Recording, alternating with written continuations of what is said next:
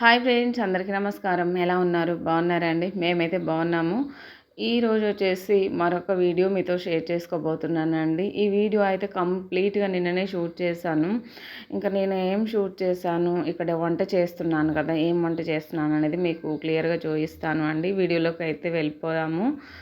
ఇంకా వీడియోలోకి వెళ్ళిపోయే ముందు చిన్న రిక్వెస్ట్ అండి, మన వీడియోస్ చూసిన వాళ్ళు ఒక చిన్న లైక్ ఇవ్వండి ఫ్రెండ్స్. అసలు ఎవ్వరు లైక్స్ చేయట్లేదు నా వీడియోస్ అయితే.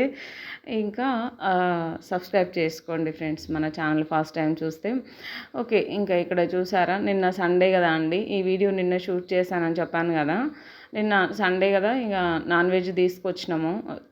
ఏంటి అంటే చికెన్, ఫిష్ చికెన్ తిని తిని మాకు నోట్లోకి అదే వస్తుంది, చికెన్ అని. చికెన్ కాదు అండి, ఫిష్ తీసుకొచ్చినాము. ఒక 2.5 kg ఫిష్ తీసుకొచ్చినాము. నాకైతే ఫిష్ అంటే చాలా ఇష్టం అండి. మంచిగా చేస్తా, స్పైసీగా కూర అయితే చాలా చాలా బాగా చేస్తాను. ఇక్కడ చూసారా, నేను శుభ్రంగా క్లీన్ చేసి పక్కన పెట్టేశాను. టైం వచ్చేసి కర్రీ చేసేటప్పుడు 12:30 అట్లా అవుతుండే. చాలా ఎండలో బయటికి వెళ్ళి తీసుకొచ్చినాము. తేవాలా వద్దా అనే ఒక డైలమాలో పడి కన్ఫ్యూజ్ అనమాట. అది ఏంటి, చికెన్ తెచ్చుకుందామా ఫిషా అది దాన్ని ఆలోచించుకునే టైంలో మాకు 2 hours అయిపోయింది అట్లా. సరే, ఇంకా వెళ్ళి తీసుకొచ్చుకున్నాము. శుభ్రంగా క్లీన్ చేశానండి, మంచిగా నేనే క్లీన్ చేసుకుంటాను నాకు నచ్చినట్టు. ఎవరు క్లీన్ చేసినా నాకు నచ్చదు, చెయ్యరు కూడా. శుభ్రంగా అయితే క్లీన్ చేశాను. నిమ్మకాయ సాల్ట్ వేసి మంచిగా క్లీన్ చేసి పక్కన పెట్టేసుకున్నాను. రైస్ ఏమో కడిగి పక్కన పెట్టాను, ఇది నానుతుంది. ఇక్కడేమో కర్రీ చేస్తున్నాను కదా. కావలసినంత ఆయిల్ తీసుకున్నాను. మసాలాలు అయితే ఫ్రెష్గా వేసుకుంటానండి నేనైతే. అప్పటికప్పుడు ఫిష్ తెచ్చినాకనే రెడీ చేసుకుంటాను మసాలా అయితే. ఉప్పు, కారం, మెంతి పౌడరు ఇవన్నీ మొత్తం వేసేస్తున్నాను. ఇందులో స్పైస్ ఉండాలి కాబట్టి కొంచెం కారం ఎక్కువ వేస్తున్నాను. 2.5 kg కాబట్టి ఒక 9 స్పూన్స్ వేస్తున్నానండి కారం. కేజీకి 4 స్పూన్లు వేస్తున్నాను. తక్కువే తింటాం, మరీ ఎక్కువ ఏం తినం, కానీ కొంచెం మరీ తక్కువ అంటే బాగుంటుంది, కానీ కొంచెం స్పైసీగా ఉంటేనే బాగుంటుంది కదా నాన్ వెజ్. అందుకని చెప్పేసి ఇంకా ఒక 9 స్పూన్లు అయితే వేసాను కారం. నెక్స్ట్ వచ్చేసి చింతపండు పులుసు వేస్తున్నాను ఇక్కడైతే.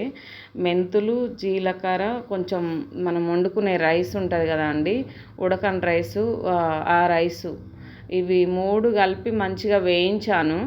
ఈ వేయించిన తర్వాత మిక్సీ పట్టుకొని పౌడర్ చేసుకున్నాను. అదైతే ఇందులో వేసానండి. బియ్యం ఎందుకు వేసుకోవాలి అంటే మంచి టేస్ట్ వస్తుందండి, ఒకసారి ట్రై చేయండి తెలియని వాళ్ళైతే. రైస్ మనం వేయించుకొని మెంతులతో పాటు జీలకర్రతో పాటు వేయించి మిక్సీ పట్టుకొని వేసుకుంటే గ్రేవీ వస్తుంది చిక్కగా, టేస్ట్ కూడా చాలా చాలా బాగుంటుంది. ఇంకా నేనైతే అట్లా వేసాను.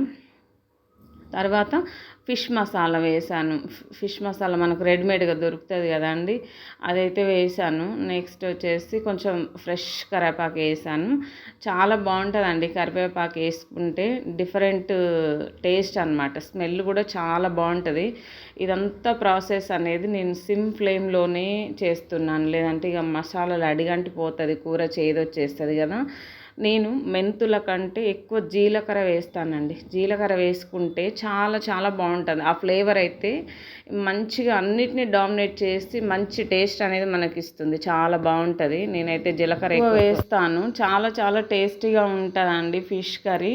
నెక్స్ట్ వచ్చేసి మనము మామూలుగా డైట్ కొరకు మెంతులు, జీలకర్ర యూస్ చేస్తాం కదండి, అది తాగితే మంచిగా అనిపిస్తుంది, కడుపులో లైట్గా అనిపిస్తుంది. ఇట్లా కూడా మంచిగా ఉంటుందండి, తిన్నగానే చాలా లైట్గా ఈజీగా అనిపిస్తుంది. ఇందులో వేసేసుకుంటాం కదా కూరలో, ఆ పౌడర్స్ చాలా చాలా బాగుంటుందండి, హెల్త్కి మంచిది, టేస్ట్ బాగుంటుంది.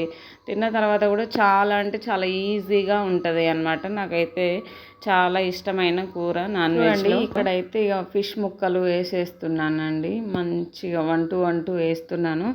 ఇది మనం ఒక 5-6 సార్లు కడిగిన తర్వాత ఇందులో కొంచెం సాల్ట్, నిమ్మకాయ రసం వేసి కొంచెం వాటర్ పోసి ఒక 5 నిమిషాలు పక్కకు పెడితే, ఇంకేమన్నా మనకు కడగరాక వదిలేసిన మురికి ఉంటుంది చూడండి, అది అదంతా కూడా ఆ ఉప్పు, నిమ్మకాయ రసంతో బయటకు వచ్చేస్తుందండి. మంచిగా ఫ్రెష్గా ఉంటాయి, వైట్గా, మంచిగా నీట్గా, క్లీన్గా మనం ఎలా అయితే కడుగుతామో అంత నీట్గా ఉండాలి అనుకుంటామో అంత నీట్గా ఉంటాయండి. నిమ్మకాయ రసము సాల్ట్ ఒకటి వేసుకొని ఒక 5 నిమిషాలు నానబెట్టేసుకుంటే నీసు వాసన రాదు. ప్లస్ కూర కూడా చాలా టేస్టీగా ఉంటుంది. ముక్కలు అయితే మంచిగా నీట్గా పర్ఫెక్ట్గా ఉంటాయి అన్నమాట.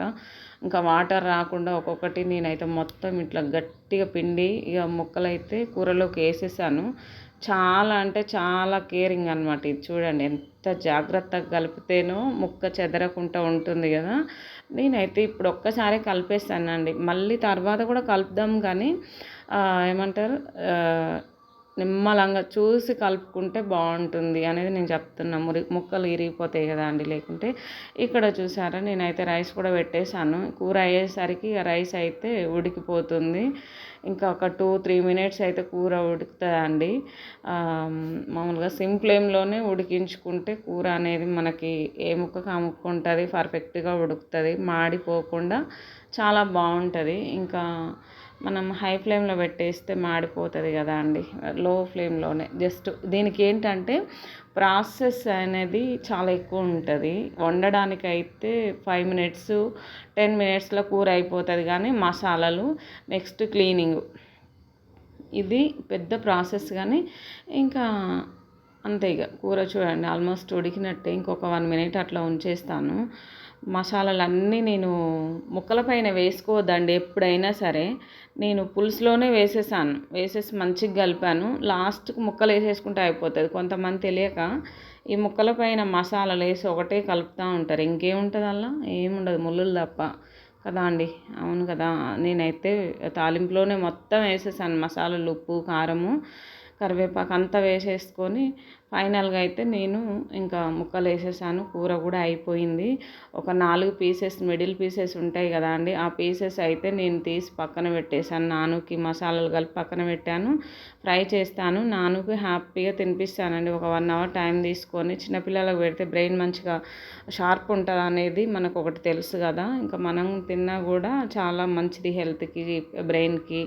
సరే ఓకే ఫ్రెండ్స్, నేనైతే ఇక అన్నం వండాను, కూర వండాను. ఉప్పు చూసాను అనమాట. నేనే చూస్తాను ఉప్పు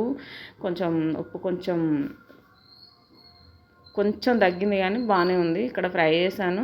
okay friends, bye, thank you.